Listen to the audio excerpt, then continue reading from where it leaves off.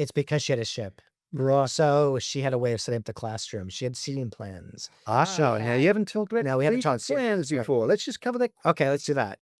Welcome to Leadership in the Era of Overwhelm, a 6-part series with Dr. William DeJean and your host David Rogerson, designed for those leading learning in today's high-pressure world. With experience drawn from their real-life experience in education, join us each week to listen, connect, and bring your voice into the conversation. Welcome to Leadership in the Era of Overwhelm. It's the show that helps leaders who lead learning in this new era. I'm David Rogerson. I'm a master's degree teacher, a lecturer, and I'm also a mentor and currently working in the education sector. With me is Dr. William DeJean, the founder and CEO of Unleash Learning, and together we continue to unravel the fascinating world of advancing teaching and learning in a new era of overwhelm. Trying to fit that onto a business card. Look, I can't see us doing that really. We'll have to have a fold out. Great to have you back. Thanks, David.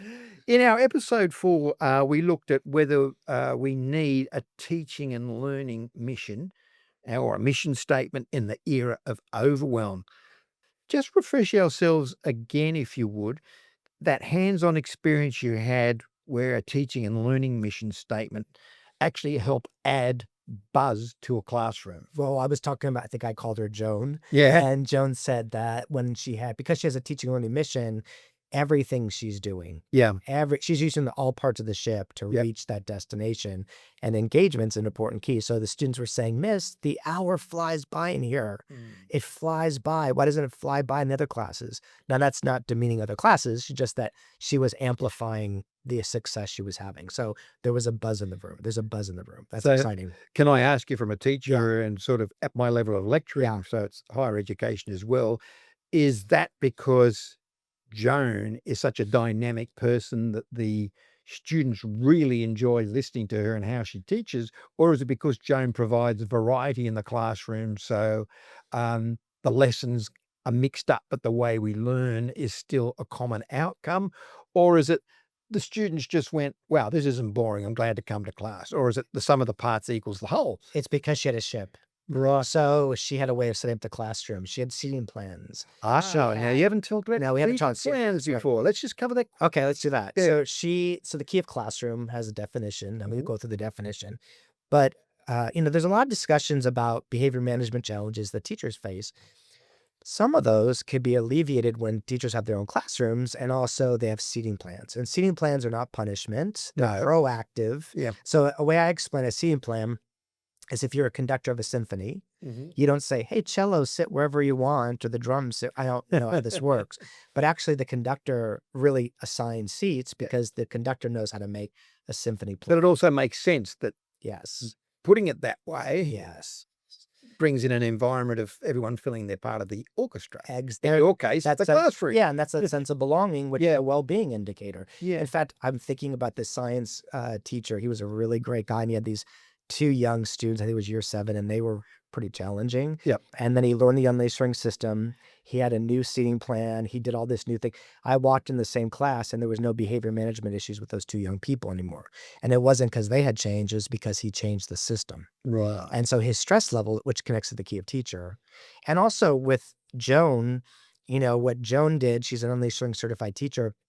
She learned how to invest in her well-being in a different kind of way because of the key of teacher. And so she was more available to make that buzz happen. But she also had them lifting the weights. Right? But I also think that it has to be combined, as you've said quite a number of times throughout our episodes, the systems are interlocking, Yes. but they're also flexible enough that they almost act as companions Yes. on your ship. Mm, Okay. mm. And so we had the key of students and the key of classrooms now combining with the key of teacher. Yeah. Um, Inclusion and plan. Yeah. Exactly. Let's round out our final episode. Can you believe we got through that I many know, so I know. quick? And look, I've got to thank the number of people who have been responding through your LinkedIn pages, your newsletters, and below here in the comments. It's been amazing. Yeah, cool. So I do have a number of questions and things to talk about. So let's have a look at inclusion and plans, Yep. because you've mentioned in previous episodes that schools are overloaded with information. Mm, But in your new book, you offer a way for schools to, I guess, learn and then grow in a way that they are not overloaded. And mhm. that almost sounds like a, they're contrary ideas that can't meet. Yeah, yeah. So you're asking how to take it on that Yeah, yeah, yeah. so Well, how do you take I mean, the positive of this era is we've had more information than ever before, but leader, a school, is working to advance teaching and learning for the long run. You mm, do need to bring new information. You need to learn about trauma. You need to learn about well-being. You need to learn about all these things, and but AI. I know it exactly. keeps coming up, Sure. but So if you put a teaching and learning mission and system in place, mm, that information can sit someplace. So one of my teachers, Margaret Wheatley, always says that a living system is a learning system. So yeah. you do need to keep learning, but what we need is we need a structure to contain it. Mm, So, like I talked about in another episode, but the teacher who was at the diversity workshop, and because they had the Unleashed Learning system, she could take on information with ease. She knew where it fit. She said, "Oh, it fits here." So she was learning.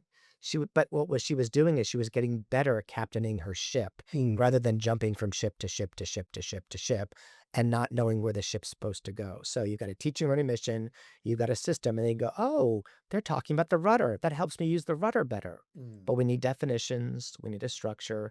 And once that's in place, we get better and better and better.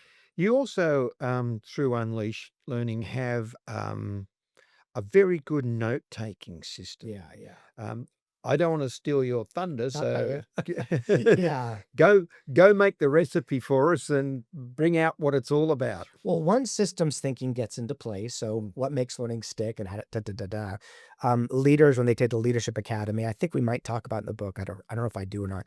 But what happens is, let's say you have a professional learning day. Mhm. And let's say there's a speaker, I'm just making this up, talking about resiliency. I don't know, I'm just making this up. Mm. So what our notes do, it's a systems thinking notes. So Yep. before you begin, you would look at the Unleashed Learning system. And the first question would be, what makes learning stick for everyone? So Yep. maybe that day is about the key of students. Yeah. And there's a definition. So everyone would write down what they know about the key of students based on the Unleashed Learning system. Mm. And then the presenter does the PL day. Really great stuff about resiliency, really, really important stuff. You're taking notes because when you're ready, you learn it. Yep. At the end of the session, the leaders would say to everybody, so what's one action you're thinking about taking? What's something you could do with this information? Everybody would write down I'm thinking it's going to change how I set the classroom or whatever it is. You share with others because when you speak it, you learn it. And at the end, you would ask in the notes, how will that action help make learning stick for everyone? Yeah. That's systems thinking. So systems thinking is what makes learning stick? What do we know about that? This new information, how will you use it to get to where we're going? So all of a sudden the notes help systems thinking and lower stress. And strangely enough, I Yeah. opened straight to it. So page 60 of the Wow. book. If you have Wow. page 60 of Wow. the book, please do. If you Yeah. don't have a copy, Yeah. there's ways to go, Yeah. and we'll talk to you about that later. The term data, Yeah. we use it a lot in higher learning. And it's very important for people like Texa, who are our Data people. compliance Yeah. people and want to look at our data. Do we have Yeah. quilty scores and all that Yeah. kind of stuff? But teachers and lecturers, or all the way down to early learning, is this just another way to have a to-do list and tick stuff off? And do you understand what the role that data is actually playing? Yeah. What people are doing with these numbers? Well, in the era of overwhelm, we have more data than ever before, and we're flooded with data. So data is not the issue. We do need data. I mean, I have a doctorate. I look at research.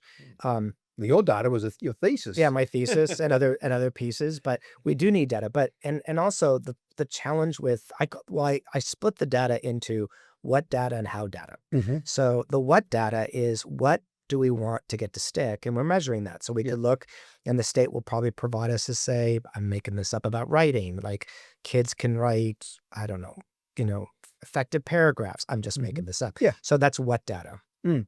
And so you look at the data and go, we should do workshops on this. And then so you're chasing. But in the era of overwhelm, what I'm suggesting is the how data. The how is, how is your school sailing the ship? Yep. So if you've got a mission and system that never changes and you measure how people are sailing, that's how you're going to advance teaching learning, because The what data will change all the time, but the right how data won't. So, for example, Unleashed Learning, we've got data, year 2, we ask students, it's de-identifying, Mm. about the ship. They don't Mhm. know about the ship. Mhm. But the students, one of the questions we ask is, when I learn something in this class, I think about it for a long period of time. Mm. And what the leaders will say is they're like, we're still getting short-term learning here. Mm. So we need more the how data will keep us focused, lower our stress, and help us keep using the ship effectively. In this new information era, Yeah. we can be swamped with numbers. Yeah. I always like to look at it as, is what you're presenting to be interesting or is it useful? Mm, I like the interesting mm, stuff, but if I can't do anything with it, mm, mm. it doesn't empower me any further to make Yeah. decisions to take me to whatever our strategy or our That's mission the is how and so data. on. Are we talking the same language here? Well, if you in the era of overwhelm, if you embed the ship in a system, then you want data about how people are not individuals Mm. collectively are sailing the ship, because then the leader can focus in on how people sail more Yeah. effectively. A Mm. lot of times, professional learning at a school, one of the leaders told us this. He said, we were kind of overwhelming the staff because we were doing all this different professional learning, Yeah. which was good stuff. But if it was focused on a systems approach, we could lower stress and keep getting better and better and better. Mm. But the how data stops us from chasing. Yeah. The what data we chase, because it keeps changing all the time, but the right how data will not. It's like the flake confectionery chocolate, layer upon layer Yeah, upon yeah, layer yeah. upon layer, and then when you bite into it, it's a common taste, but you're not quite sure what it's Yeah. what it's all about. So, do we need to-do lists? Do we need, um, other things that help guide us that's information? Or in the mission, that's really our Well, so the data we talk about is learning walks are data, Yep. observations are data, the unleashed learning data is data. So we talk about triangulating data. A lot of I had a leader call me one day. They had done learning walks using the unleashed learning system, and they said people were realizing from that is, a lot of our engagements default engagement, Mm. right? Or what we're missing here is, so we need different forms of data, Mm. and we need an embedded approach to that data. But if we're chasing, and don't get me wrong, we've got to deal with the writing data, the literacy data, but that's just going to change all the time. Mm. And if you chase that all the time, what makes learning stick is the how data. The Yes. what data is telling you if it's sticking. So if the writing's not sticking, you need the ship to make whatever it is stick. So that what data is telling you what's sticking and how well. The Mm. how data is the stuff to measure how you're getting that to happen. And I'm inviting how data. Yep. I often ask my students the why data. Yeah. If I tell them how to do it, then Yeah. all I'm doing is just go herding them. Mm, But if I ask them why, yeah. it adds critical analysis, I think, to the learning Well, as that's well. systems thinking too, because Yeah. why? Mm. Well, there's the teaching learning mission. I use the tables and chairs this way. That's why I do it, to get to that outcome. We're about to close this series as the final episode, but I'm sure there's going to come more out of some of the questions and Yeah. things that have been happening. Can I just throw you two questions? And these are particularly ones that have come up over the course of our discussions together, William. And the first one is around. I'd like to thank Kiralee from Gosford and Jack Pokinghorn from Wagga. They both say, what role does prepping classroom lessons play in ensuring student engagement? We ask this because I'm seeing primary school teachers having to teach a variety of curriculum Yeah. elements, Yeah. times tables, length, maths, Yeah. writing, all that. Whereas if you're a high school teacher, if you're just a maths teacher, that's all you're going to focus on. Yeah. But there's a lot of maths to focus on. Yeah. Absolutely. So where does prepping and timing and planning come into this? So the key of plan Mhm. in the system, Mhm. there's two parts of plan: how teachers plan and the plan they actually use. Yeah. So what you're planning for is how you're sailing the ship. Mhm. And the cool thing about that is that's the stuff that doesn't change even when things do. So part of the planning is thinking about, what is it that I want to get to stick? In fact, a lot of teachers have told me, they go, I'm actually trying to get too much to stick. Yeah. So they cut But back. that's overwhelming. Yeah, that's really so that's a whole nother episode. Yeah. So they really start getting really clear about what do I want to get to stick, Mm. and then the how I'm going to get that to happen. And the cool thing is that never changes. Mm. So we call them the its, write it, speak it. That's a whole other conversation.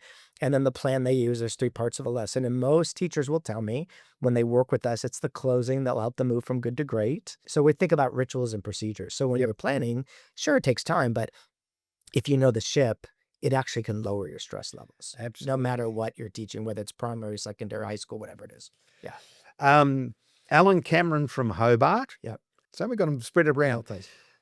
And a number of other people Yeah. have asked this. So get the brain cap on. Okay. I'd be really interested to hear for each of your Unleash Learning 6 keys, a tip that would help us overcome the new era of overwhelm that you've written about. Congratulations on the book. I love it. Okay. Okay. So a tip. It's hard to because it almost turns into strategies, Yeah. and strategies can overwhelm. So I don't talk about strategies. I guess but I'll do. what they're asking Yeah. is, what's a tip in the teacher key? What's a tip for your engagement key? Okay, let's do this. Yeah. The key of classroom, this is from the leadership perspective, that it's essential that all teachers have their own classroom for the entire day. Mm-hmm. And we get a lot of pushback, but we teach how to do that. Yep. That changes a school.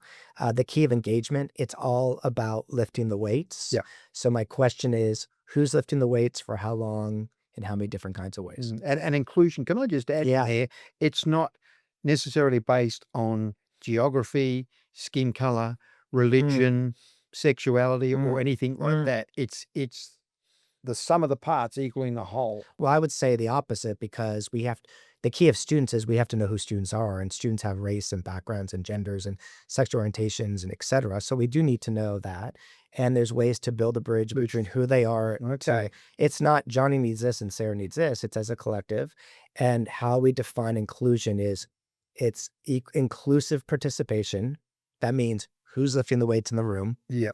And a collective sense of belonging, that sense of a student walks in and says, oh, I feel like I belong here. And that's how you set the classroom, how the seating plan, what's on the walls, how you use PowerPoint. It reminds me of the snowball. You need a number of flakes before you get the snowball. Yeah. There's So a I cover all of them. And one of the priorities a school can take is to support teachers, to support structures where planning is a priority. Yeah.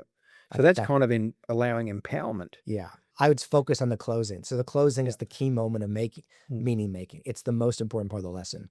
But in that empowerment, can I say, from my point of view, from teaching across a number of sectors, that you at least have to feel as though you've been empowered by being delegated roles and responsibilities. Rather than just say, go do this. So in other words, Well, that's the you're building the capacity. one that can make it happen, and you need to have that given to you. Otherwise, the whole system That's right. has no way of moving Well, that's forward. what systems thinking is about is everyone might sail their ship differently. Yep.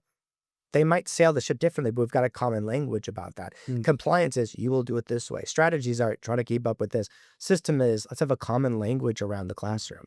There's a common and we know the science, this is all based on science, but you might set up your room differently the way that I set my room, but I could ask you why. Yep. And you can explain it based on the system.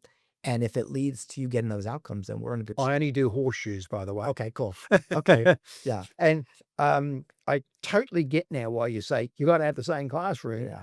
all the time. Yeah, you do. Because at least the 4 walls and the lights, whatever else you're doing, makes you feel like you're back in the same place. Look, we're just about out of time, but I will say a supermarket sets up a supermarket to get you to buy. Yep. Every part of that supermarket, the music, why the bakery smells, where they put. Yep. The same is true for learning. Yeah. So there's a system. We know the science of it. We teach the science of it. It includes a seating plan. It includes to get Everything. help people to learn. Yeah. All right.